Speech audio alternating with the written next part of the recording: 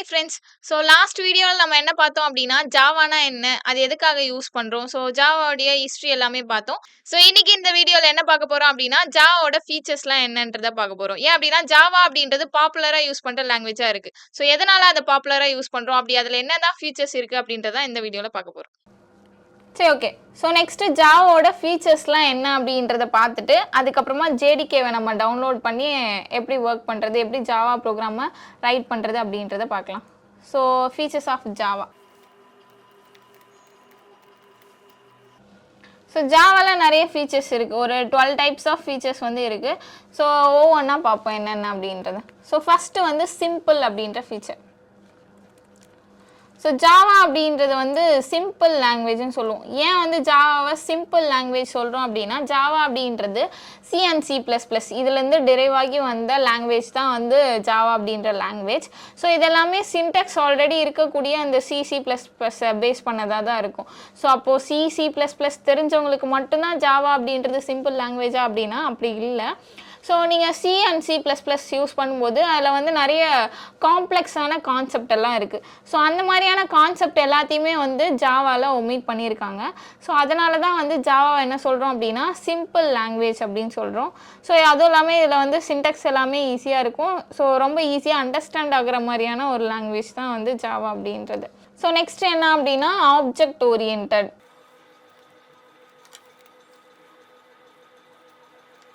So next வந்து object oriented. So Java அப்படின்றத வந்து ஆப்ஜெக்ட் ஓரியன்டட் ப்ரோக்ராமிங் லாங்குவேஜ் அப்படின்னு சொல்லுவோம். ஏன் அப்படின்னா ஜாவாவில் எவ்ரிதிங் இஸ் அன் ஆப்ஜெக்ட், எல்லாமே வந்து ஆப்ஜெக்ட் தான். ஆப்ஜெக்ட் ஓரியன்டட் அப்படின்னா என்ன அப்படின்னா நம்மளுடைய சாஃப்ட்வேர் வந்து combination of different type of object அப்படின்னு சொல்லலாம். ஸோ இப்போ நார்மலாக வந்து நம்ம ஒரு ஆப்ஜெக்ட்னு எடுத்துக்கிட்டோம் அப்படின்னா அதுக்கு நிறைய வந்து ஸ்டேட்ஸ் இருக்கும் அண்ட் தென் பிஹேவியர்ஸ் இருக்கும். ஸோ இப்போ நீங்கள் ஜாவாவில் ப்ரோக்ராம் ரைட் பண்ணுறீங்க அப்படின்னா அதை வந்து ஒரு ரியல் டைம் என்டிட்டியோட கம்பேர் பண்ணி தான் ரைட் பண்ணுவீங்க. அதாவது ரியல் டைமாக நடக்கக்கூடிய ஏதோ ஒரு ப்ராப்ளமை சால்வ் பண்ணுறதுக்காக தான் வந்து நம்ம நிறைய ஜாவா அப்ளிகேஷன்ஸை வந்து பில்ட் பண்ணிட்டு வரோம். ஸோ அப்போது ஸ்டேட்ஸ் அண்ட் பிஹேவியர் அப்படின்னு பார்க்கும்போது நிறைய இப்போ நார்மலாக ஒரு ரியல் டைம் என்டிட்டி எடுத்துக்கிட்டோம் அப்படின்னா அதோட அவுட்டர் அப்பீரியன்ஸ் எல்லாத்தையுமே வந்து அதோட ஸ்டேட்ஸாக சொல்லுவோம். அண்ட் தென் அதோட ஆக்ஷன்ஸ் அண்ட் பிஹேவியர்ஸ் எல்லாத்தையுமே வந்து நம்ம அதோட பிஹேவியராக சொல்லுவோம். ஸோ அப்போ ப்ரோக்ராம் அப்படின்றதையும் நம்ம object oriented everything is an object அப்படின்னு சொல்கிறோம் அப்படின்னா அப்போ என்னோட ப்ரோக்ராமில் ஸ்டேட்னா என்ன, பிஹேவியர்னா என்ன அப்படின்னா என்னோட ப்ரோக்ராமில் நான் கொடுக்கக்கூடிய டேட்டாஸ், வேல்யூஸ் இது எல்லாமே வந்து என்ன அப்படின்னா ஸ்டேட்ஸ். அந்த வேல்யூஸை யூஸ் பண்ணி நான் வந்து ஒரு ஆக்ஷனை பெர்ஃபார்ம் பண்ணுவேன், ஒரு ப்ரோக்ராமை பெர்ஃபார்ம் பண்ணுறேன் அப்படின்னா ஸோ அதுதான் வந்து எனக்கு பிஹேவியர் அப்படின்றது. ஸோ இந்த ஜாவா அப்படின்றது ஆப்ஜெக்ட் ஓரியன்டட் ப்ரோக்ராமிங் லாங்குவேஜ் அப்படின்னு சொல்லுவோம். ஸோ நெக்ஸ்ட் என்ன அப்படின்னா பிளாட்ஃபார்ம் இண்டிபெண்டன்ட். ஜாவா அப்படின்றது ஒரு பிளாட்ஃபார்ம் இண்டிபெண்டன்ட் லாங்குவேஜ். அதாவது இது எல்லா பிளாட்ஃபார்மையுமே வந்து சப்போர்ட் பண்ணும். ஃபார் எக்ஸாம்பிள் நீங்கள் வந்து மேக்கில் யூஸ் பண்ணுறீங்க ஜாவாவை அப்படின்னா யூஸ் பண்ண முடியும், விண்டோஸில் யூஸ் பண்ணணும்னு நினைக்கிறீங்களா யூஸ் பண்ண முடியும், லினக்ஸ். ஸோ இந்த மாதிரி நிறைய ஓஎஸில் வந்து உங்களால் ஜாவாவை யூஸ் பண்ண முடியும். ஸோ ஜாவா அப்படின்றது பிளாட்ஃபார்ம் இண்டிபெண்ட் லாங்குவேஜ் தான். பட் அந்த ஜாவாவை நீங்கள் யூஸ் பண்ணோம் அப்படின்னா உங்களுக்கு என்ன தேவை, ஜேடிகே. ஸோ ஜேடிகே டவுன்லோட் பண்ணுவீங்க இல்லையா, ஸோ அந்த ஜேடிகே அப்படின்றது உங்களுக்கு பிளாட்ஃபார்ம் டிபெண்ட்டாக இருக்கும்.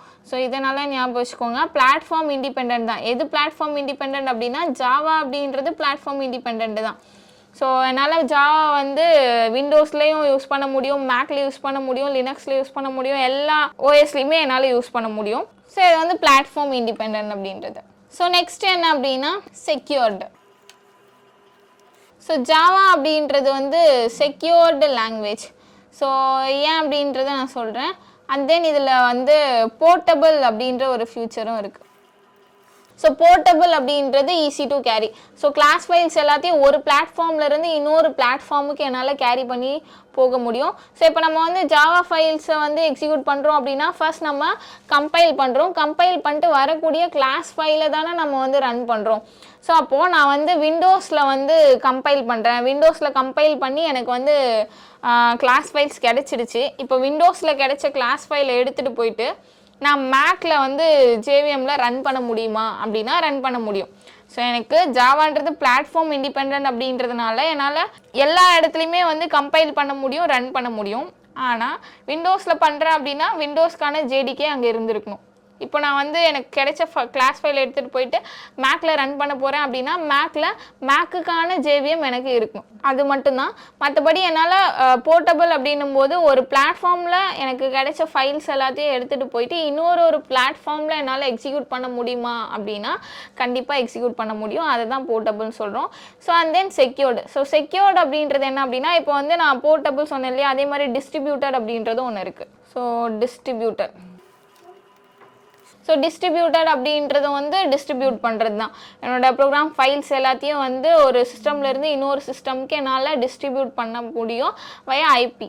ஸோ இன்டர்நெட் ப்ரோட்டோக்கால் அப்படின்றது வழியாக என்னால், அதாவது ஈத்தர்நெட் வழியாக என்னால் என்ன பண்ண முடியும் அப்படின்னா டிஸ்ட்ரிபியூட் பண்ண முடியும். ஸோ இந்த மாதிரிலாம் நான் ஒரு இடத்துல இருந்து இன்னொரு இடத்துக்கு ஷேர் பண்ணும்போது ஸோ அதை யாராச்சும் ஹேக் பண்ணுவாங்களா அந்த ஃபைல்ஸை? அப்படி ஹேக் பண்ணால் வந்து என்னோட கோட் எல்லாமே வந்து அவங்களுக்கு கிடைச்சிருமே அப்படின்னா, ஸோ ஹேக் பண்ணாலும் அதை வச்சு ஒன்றும் பண்ண முடியாது. ஏன்னா நம்ம ஷேர் பண்ணுறது எல்லாமே இந்த கிளாஸ் ஃபைல்ஸை ஷேர் பண்ணுறோம்.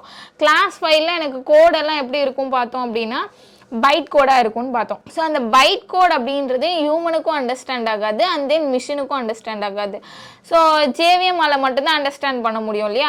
சப்போஸ் ஹேக் பண்ணவங்க அந்த ஃபைலை எடுத்துகிட்டு போயிட்டு ஜேவிஎம்மில் போட்டு எக்ஸிக்யூட் பண்ணி அவுட்புட் எடுக்கிறாங்க அப்படின்னாலும் அந்த ஃபைலை எக்ஸிக்யூட் பண்ணும்போது அந்த ஃபைல் மூலமாக அவங்களுக்கு அவுட்புட் மட்டும்தான் கிடைக்கும். ஸோ அந்த அவுட்புட் கிடைக்கிறதுக்கான லாஜிக்கை நான் ஃபைலில் என்னெல்லாம் எழுதி வச்சுருக்கேன் அப்படின்ற கோடை வந்து அவங்களால எடுக்க முடியாது. ஸோ அதனால் ஜாவா அப்படின்றது one of the most secured language அப்படின்னு சொல்லுவோம். ஸோ நெக்ஸ்ட் வந்து என்ன அப்படின்னா ரோபஸ்ட். ஸோ ரோபஸ்ட் அப்படின்றது ஒன்றும் இல்லை, ஸ்ட்ராங் மெமரி மேனேஜ்மெண்ட் அப்படின்னு சொல்லுவோம். ஸோ ரோபஸ்ட் அப்படின்றது ஸ்ட்ராங் மெமரி மேனேஜ்மெண்ட். ஸோ ஏன் வந்து ரோபஸ்ட்ன்றதை ஸ்ட்ராங் மெமரி மேனேஜ்மெண்ட் சொல்கிறோம் அப்படின்னா, ஸோ நமக்கு வந்து ஜேவிஎம்மில் கார்பேஜ் கலெக்டர் அப்படின்ற ஒன்று இருக்குது. So garbage collector. ஸோ இது எதுக்காக யூஸ் பண்ணுறோம் அப்படின்னா, ஸோ என்னோடய கிளாஸில் இல்லை என்னோடய ப்ரோக்ராமில் நான் வந்து அன்ரெஃபரன்ஸ்டு ஆப்ஜெக்ட்ஸ் எல்லாம் யூஸ் பண்ணுறேன், அன்யூஸ்டு மெமரிஸ் வந்து இருக்குது அப்படின்னா அது எல்லாத்தையும் கலெக்ட் பண்ணுறதுக்காக தான். ஸோ இப்போ நான் என்கிட்ட ஒரு ஆப்ஜெக்ட் இருக்குது அப்படின்னா கண்டிப்பாக எனக்கு மெமரி வந்து இருக்கும், அந்த ஆப்ஜெக்ட்டுக்கான மெமரி இருக்கும்.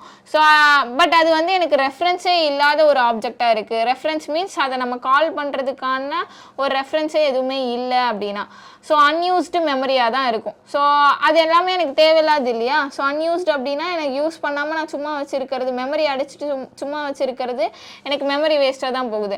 ஸோ அப்போது அந்த மாதிரி நான் வந்து நிறைய ஆப்ஜெக்ட்ஸ் இருக்குது, அந்த ஆப்ஜெக்ட்ஸ் எல்லாத்தையுமே வந்து அன்யூஸ்டு ஆப்ஜெக்ட்ஸாக இருக்குது, அன்ரெஃபரன்ஸ்டு ஆப்ஜெக்டாக இருக்குது அப்படின்னா அது எல்லாத்தையும் கலெக்ட் பண்ணுறதுக்காக எனக்கு மெமரி எஃபிஷியண்ட்டாக வச்சுக்கிறதுக்காக இந்த கார்பேஜ் கலெக்டர் அப்படின்ற ஒன்று இருக்குது. ஸோ இது வந்து ஜேவிஎம்மோட ஒன் ஆஃப் த பார்ட், இது கார்பேஜ் கலெக்டர் அப்படின்றது. ஸோ இது அன்ரெஃபரன்ஸ்டு ஆர் அன்யூஸ்டு மெமரிஸ் எல்லாத்தையும் கலெக்ட் பண்ணி மெமரி எஃபிஷியண்ட்டாக வச்சுக்கும். ஸோ இது ஒன்று. And then no pointers. So pointers அப்படின்ற ஒரு கான்செப்ட் வந்து ஜாவாவில் கிடையாது, ஒமிட் பண்ணியிருக்காங்க. ஸோ பாயிண்டர் அப்படின்ற கான்செப்ட் வந்து மெமரியை பேஸ் பண்ண ஒரு கான்செப்ட். ஆக்சுவலி இது C and C++ல இருக்குது. ஸோ பாயிண்டர் அப்படின்றது வந்து இட்ஸ் அண்ட் வேரியபிள். ஸோ அந்த வேரியபிளுக்கு ஒரு வேல்யூவும் இருக்கும், அண்ட் தென் அந்த வேரியபிள் இன்னொரு வேல்யூவோட அட்ரஸையும் வந்து ஹோல்ட் பண்ணி வச்சுருக்கோம். ஸோ அப்போது ஒரு வேரியபிளால் 2 டேட்டாஸை வந்து ஒரே நேரத்தில் ஆக்சஸ் பண்ண முடியும். ஸோ அப்போது ஒரு வேரியபிளுக்கு 2 டேட்டாஸை நம்ம ஸ்டோர் பண்ணி வச்சுருக்கோம் அப்படின்னா மெமரி வைஸ் பார்க்கும்போது ஓகே அது மெமரியை வந்து ரெடியூஸ் பண்ணது தான். ஆனால் சேஃப்டி வைஸ் பார்க்கும்போது அது சேஃப் கிடையாது. ஏன்னா ஒரே ஒரு வேரியபிள் 2 டேட்டாஸை ஆக்சஸ் பண்ணுற மாதிரி இருக்குது, 2 டேட்டாவை அதால் ஆக்சஸ் பண்ண முடியுது அப்படின்னா ஸோ செக்யூர்டாக இருக்காது. ஸோ அதனால் ஜாவாவில் இந்த பாயிண்டர்ஸ் அப்படின்ற கான்செப்டை வந்து ஒமிட் பண்ணியிருக்காங்க. ஸோ இது ஒன்று. தென் எக்ஸப்ஷன் ஹேண்ட்லிங் அப்படின்றது இருக்குது. ஸோ எக்ஸப்ஷன் ஹேண்ட்லிங் அப்படின்ற ஒரு கான்செப்ட் இருக்குது. ஸோ எக்ஸப்ஷன்னா என்ன அப்படின்னா இது ஒரு அப்நார்மல் கண்டிஷன். ஸோ இது என்ன பண்ணும் அப்படின்னா ப்ரோக்ராமோட ஃப்ளோவை வந்து டிஸ்டர்ப் பண்ணும். ஸோ அப்படி என்னோட ப்ரோக்ராமோட ஃப்ளோ வந்து டிஸ்டர்ப் ஆகுது அப்படின்னா என்னோட ஃப்ளோ வந்து பாதியிலே ஸ்டாப் ஆகிடும். ஃப்ளோ வந்து கண்டினியூ ஆகாது, ஏதோ ஒரு இடத்துல பாதியிலே ஸ்டாப் ஆகிடும். ஸோ அந்த மாதிரி எங்கேயோ ஒரு இடத்துல எனக்கு ப்ரோக்ராமோட ஃப்ளோ வந்து ஸ்டாப் ஆகுது அப்படின்னாலும் அதை வந்து நம்ம ஹேண்டில் பண்ணி என்னோட ஃப்ளோவை வந்து மெயின்டைன் பண்ண வைக்க முடியும். ஸோ அதுக்காக தான் எக்ஸப்ஷன் ஹேண்ட்லிங் அப்படின்ற ஒரு கான்செப்ட் இருக்குது. And then strongly typed. So strongly typed means இது எல்லாத்துக்குமே ஒரு ஸ்ட்ரக்சர் ஒரு சின்டெக்ஸ் இருக்கும். ஸோ அதை பேஸ் பண்ணி மட்டும்தான் நம்மளால் கோட்ஸ் வந்து ரைட் பண்ண முடியும். இப்போ நான் ஒரு கிளாஸ் கிரியேட் பண்ணணும்னா அதுக்கு ஒரு சின்டெக்ஸ் இருக்கும். ஸோ ஒரு ஆப்ஜெக்ட் கிரியேட் பண்ணணும்னா அதுக்கு எப்படி கிரியேட் பண்ணணும் எல்லாமே வந்து ஒரு டைப் தான் இருக்கும். ஸோ இப்போ வேரியபிள் நான் ஒன்று கிரியேட் பண்ண போகிறேன் அப்படின்னா வேரியபிளுக்கு வேல்யூ கொடுத்து இனிஷியலைஸ் பண்ணி வைக்கலாம், வேல்யூ இல்லாமல் டிக்ளேர் பண்ணி வைக்கலாம். ஸோ அதோட வேல்யூவை நம்ம சேஞ்ச் பண்ணுறது அப்படின்னா ரீஅசைன் பண்ணலாம். ஸோ இது தவிர வேறு எதுவும் பண்ண முடியாது. ஸோ அது எல்லாமே வந்து ஸ்ட்ராங்லி டைப்டாக இருக்கும். ஸோ அதனால் ரோபஸ்ட் அப்படின்றது என்ன அப்படின்னா strong memory management. So next வந்து ஆர்கிடெக்சரல் நியூட்ரல்.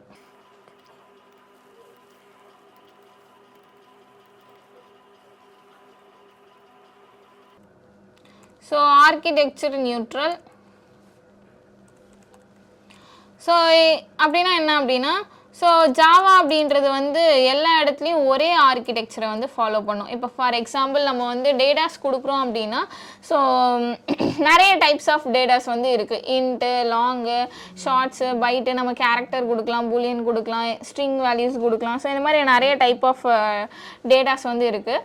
ஒவ்வொன்றுத்துக்குமே வந்து ஒரு சைஸ் வந்து இருக்கும். இப்போ ஃபார் எக்ஸாம்பிள் இன்ட்டு அப்படின்னா அதுக்கு 4 பைட்டு. ஸோ அந்த இன்ட்டு என்ன பண்ணும் அப்படின்னா எனக்கு இப்போ சி ப்ரோக்ராமிங் லாங்குவேஜ்லாம் நீங்கள் எடுத்துக்கிட்டிங்க அப்படின்னா இப்போ 2 பைட்ஸ் மெமரி வந்து 32 பிட் ஆர்கிடெக்சராக இருந்துச்சுன்னா எனக்கு எடுத்துக்கும். சப்போஸ் அதுவே 64 பிட் ஆர்கிடெக்சராக இருந்துச்சு அப்படின்னா இன்டீஜருக்கு எனக்கு 4 பைட்ஸை வந்து எடுத்துக்கும். ஆனால் ஜாவா அப்படி கிடையாது. 32 பிட்டாக இருந்தாலும் 64 பிட்டாக இருந்தாலும் இன்டீஜர் அப்படின்னா 4 பைட்டாக எந்த ஆர்கிடெக்சராக இருந்தாலுமே வந்து 4 பைட் ஸ்பேஸ் தான் வந்து அது எடுத்துக்கும். ஸோ அதாவது ஆர்கிடெக்சருக்கு ஏற்ற மாதிரி வந்து மெமரிஸை வந்து அதை மாற்றி அதாவது சைஸை வந்து அது மாற்றி எடுத்துக்காது. எல்லாத்துலேயுமே வந்து ஒரே ஆர்கிடெக்சரை வந்து மெயின்டைன் பண்ணும். ஸோ அதுதான் ஆர்கிடெக்சரல் நியூட்ரல் அப்படின்றது. ஸோ அதுக்கப்புறம் வந்து ஹை பர்ஃபார்மன்ஸ். ஸோ ஏன் வந்து ஹை பர்ஃபார்மன்ஸ் சொல்கிறோம் அப்படின்னா because of JIT. So already நம்ம பார்த்தோம் இல்லையா ஜேடிகேல ஜிட் அப்படின்ற ஒன்று இருக்குன்றது. ஸோ அந்த ஜிட்டு வந்து எதுக்காக யூஸ் பண்ணுறோம் அப்படின்னா ஸோ அது வந்து எனக்கு பைட் கோட் எல்லாத்தையும் மிஷின் கோடாக கன்வெர்ட் பண்ணி கொடுக்கும். த சேம் டைம் எனக்கு மிஷின் கொடுக்குற அவுட்புட்ஸ் எல்லாத்தையுமே வந்து மறுபடியும் ஹியூமன் ரீடபிள் லாங்குவேஜாக மாற்றி கொடுக்கும். ஸோ இந்த 2 வேல்யூம் ஜிட் அப்படின்றது ஒரே நேரத்தில் பண்ணுது. அதுவும் இல்லாமல் இன்டர்பிரிட்டரை ஓவர் கம் பண்ணுற மாதிரி தான் வந்து நம்ம ஜிட் வந்து யூஸ் பண்ணுறோம். அதாவது எனக்கு கோட்ஸ் வந்து ரிப்பீட்டடாக வருது அப்படின்னா அது எல்லாத்தையும் எனக்கு திரும்ப திரும்ப ரீட் பண்ணிகிட்டு இருக்காமல் ஆல்ரெடி நான் வந்து யூஸ் பண்ண காப்பியை எடுத்து எனக்கு ரீயூஸ் பண்ணிக்கும். ஸோ அதனால தான் என்ன சொல்கிறோம் அப்படின்னா ஹை பர்ஃபார்மன்ஸ்னு சொல்கிறோம். ஸோ நெக்ஸ்ட் வந்து மல்டி த்ரெட்டிங். ஸோ மல்டி த்ரெட்டிங்னா என்ன அப்படின்னா மல்டி டாஸ்க்கை வந்து பெர்ஃபார்ம் பண்ணுறது. ஒரே நேரத்தில் மல்டிபிள் டாஸ்க்கை வந்து என்னால் ஜாவா ப்ரோக்ராமில் பெர்ஃபார்ம் பண்ண முடியும். ஸோ அதுக்காக தான் மல்டி த்ரெட்டிங் அப்படின்ற கான்செப்ட். ஸோ ஆக்சுவலி த்ரெட் அப்படின்றது என்ன அப்படின்னா ஜாவாவில் ஒவ்வொரு ஃப்ளோ ஆஃப் எக்ஸிக்யூஷனையுமே வந்து ஒரு த்ரெட்டு தான் வந்து பெர்ஃபார்ம் பண்ணும். ஸோ அப்போது என்னோட எல்லா ப்ரோக்ராம்லேயும் ஒரு த்ரெட்டு தான் இருக்கும். ஸோ அந்த ஒரு த்ரெட்டு நான் வந்து ஒரு 4-5 ஃபங்க்ஷன்ஸ் கொடுத்துருக்கேன், இல்லை ஒரு 10 டாஸ்க் வச்சுருக்கேன் அப்படின்னா அந்த 10 டாஸ்க்கையும் அந்த ஒரு த்ரெட்டே பண்ணணும் அப்படின்னா அது 1 by 1 தான் பண்ணிகிட்டே வரும். இப்போ எனக்கு 10 டாஸ்க்கையும் ஒரே நேரத்தில் ஒன்றா பண்ணணும் அப்படின்னா நான் எக்ஸ்டர்னலாக த்ரெட்டை க்ரியேட் பண்ணி ஒவ்வொரு டாஸ்க்கையும் ஒவ்வொரு த்ரெட்டை பண்ண முடியும். ஸோ அப்போ எனக்கு என்ன பண்ணும் அப்படின்னா 10 த்ரெட்டும் ஒன்றா எக்ஸிக்யூட் ஆகி 10 டாஸ்க்கும் ஒரே நேரத்தில் நடக்கும். ஸோ அதுக்காக தான் என்ன யூஸ் பண்ணுறோம் அப்படின்னா மல்டி த்ரெட்டிங் அப்படின்ற இந்த கான்செப்ட் வந்து நம்ம யூஸ் பண்ணுறோம். ஸோ நெக்ஸ்ட் வந்து டைனமிக். ஸோ டைனமிக் அப்படின்றது நம்ம எல்லாருக்குமே தெரியும், ஈஸி டு சேஞ்ச் அப்படின்றது. ஸோ ஜாவா அப்படின்றதும் வந்து ஒரு டைனமிக் லாங்குவேஜ் தான். ஸோ ஏன் அப்படின்னா இப்போது ஃபார் எக்ஸாம்பிள் எனக்கு ஆல்ரெடி வந்து எனக்கு ஜாவாவில் வந்து நிறைய லைப்ரரிஸ் இருக்குது, கிளாஸ் ஃபைல்ஸ் இருக்குது, நிறைய பேக்கேஜஸ் இருக்குது அப்படின்னா அதில் இருக்க எல்லாத்தையும் என்னால் யூஸ் பண்ண முடியும். அண்ட் தென் ரன் டைமில் என்னால் வந்து எந்த கிளாஸ் வந்து எனக்கு லோட் ஆகணும், லோட் ஆகக்கூடாது, இந்த மாதிரி சேஞ்சஸ் எல்லாமே என்னால் பண்ண முடியும்.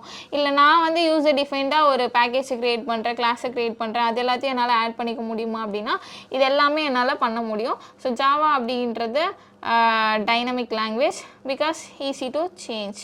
ஸோ ரன் டைமில் நான் ஒரு விஷயத்தை சேஞ்ச் பண்ணணும், இந்த கிளாஸ் தான் லோட் ஆகணும், இந்த கிளாஸ் எனக்கு லோட் ஆக வேண்டாம், இது எல்லாத்தையுமே வந்து என்னால் டிசைட் பண்ணிக்க முடியும். ஸோ அவ்வளோதான். ஸோ இதுதான் வந்து ஜாவாவோட ஃபீச்சர்ஸ்.